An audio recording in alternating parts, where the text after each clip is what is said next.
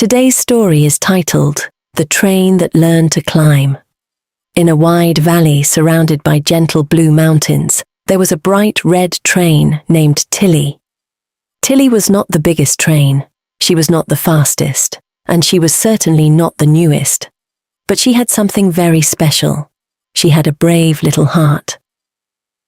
Every morning, Tilly travelled from Sunny Station to Pine Peak, carrying passengers through green meadows, across sparkling rivers, and past fields of waving wheat.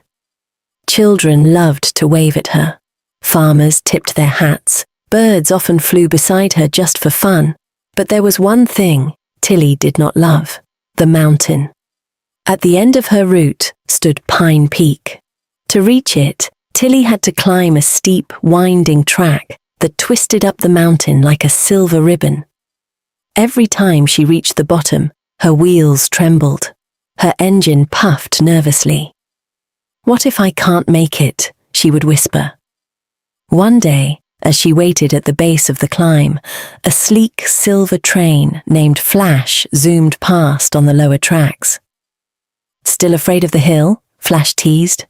"I'm not afraid," Tilly replied quickly. Flash laughed.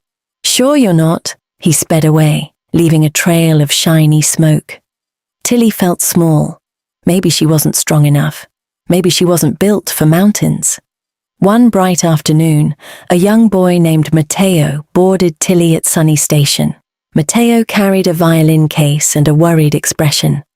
He was travelling to Pine Peak to perform in his very first music recital. As Tilly rolled along, Mateo sat by the window, tapping his foot anxiously. "I hope I don't mess up," he murmured. Tilly heard him. Trains are very good listeners. "I hope I don't mess up either," she thought. When they reached the base of the mountain, Mateo swallowed hard. And so did Tilly. Tilly took a deep breath, well, as deep as a train can breathe, and began the climb. Chuff, chuff, chuff. Her wheels pushed hard against the rails. Halfway up, her engine sputtered. The weight of the passengers felt heavier than usual. Her confidence felt lighter than usual. "I can't," she whispered. Her wheels slowed. She backed up a few feet before stopping safely on a flat section. Mateo gripped his violin case. "Please," he whispered, "I have to get there." Tilly felt her heart squeeze. It wasn't just about her fear anymore. Someone was counting on her. At the mountain's base lived an old freight engine named Gus. Gus had once carried heavy loads across even taller mountains. Now he rested near the repair shed, offering advice to younger trains. When Tilly rolled back down, Gus watched quietly. "You stopped," he said gently. "I'm not strong enough," Tilly replied sadly. Gus puffed thoughtfully. "Strength doesn't always mean speed. Sometimes it means being steady." Tilly blinked. Steady? Small pushes, consistent effort, believing you can move one wheel turn at a time. Tilly thought about Mateo. She thought about the farmers and children who waved at her each day. Maybe climbing wasn't about proving something. Maybe it was about serving others. Tilly returned to the mountain. Mateo closed his eyes and whispered, "I can do this." Tilly whispered the same. Chuff, chuff, chuff. She didn't rush. She didn't try to race. She focused on one push at a time. When doubt crept in, she ignored it. When Flash zipped past on a lower track again, she didn't look. Step by step, turn by turn. The trees grew smaller below. The sky grew wider above. Her engine strained, but she didn't stop. Finally, she reached the top. The wind greeted her like an old friend. The station at Pine Peak appeared ahead. Tilly had climbed. Mateo stepped off the train, knees shaking. "Thank you," he whispered to Tilly. Later that evening, music drifted down the mountain. Mateo played his violin beautifully. His hands trembled at first, but he remembered how Tilly had kept climbing. He played steadily, patiently, bravely. The audience applauded loudly. From her spot at the station, Tilly listened proudly. A sudden problem. The next morning, Heavy rain began to fall. Mud slid onto the tracks halfway down the mountain.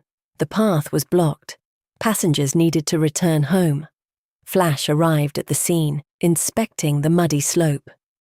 "I can't risk my shiny wheels," he declared. "This track is too messy." He reversed away. The passengers grew worried, but Tilly rolled forward. "It's dangerous," Gus warned from below. "I know," Tilly replied, "but they need to get home." She remembered her steady climb. She remembered Mateo's courage. She approached carefully, slowly. Her wheels pushed through thick mud. Her engine roared with effort. At one slippery turn, she nearly stalled. Fear whispered again, but she focused on the next inch of track, not the whole mountain, just the next inch, and then the next, and then the next. Finally, she cleared the muddy section and continued safely down.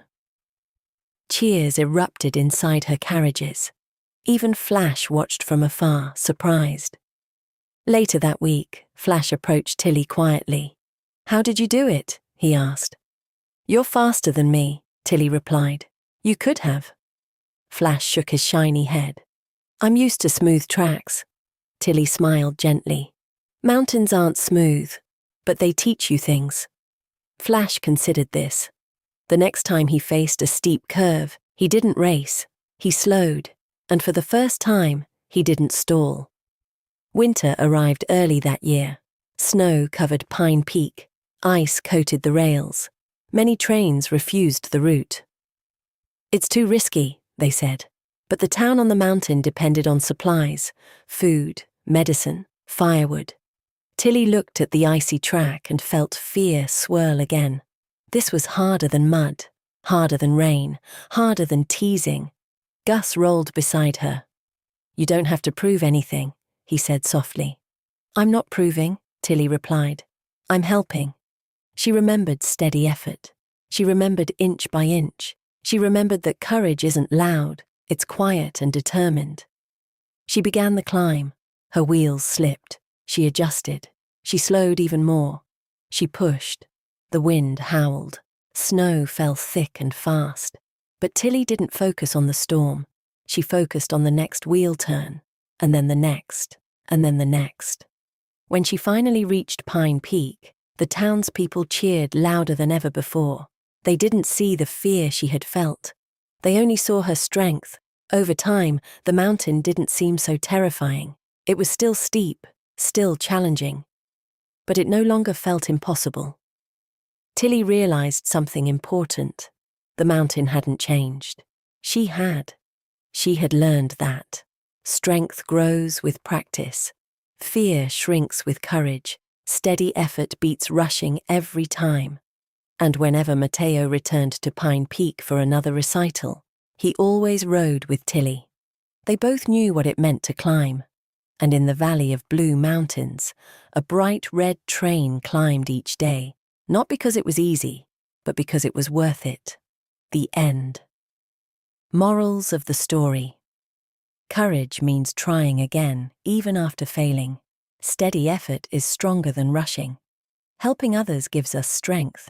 Don't compare yourself to others. Instead, focus on your own growth. Big challenges can be overcome one small step at a time. Confidence grows through experience. True strength is quiet and consistent. If you enjoyed this story and found something meaningful in it, please consider subscribing to this channel. Turn on your notification bell so you'll be among the first to know whenever a new story is released. Don't forget to like the video and share your thoughts in the comment section. We'd love to hear from you. And if this story touched your heart, kindly share it with others who might enjoy the journey as well.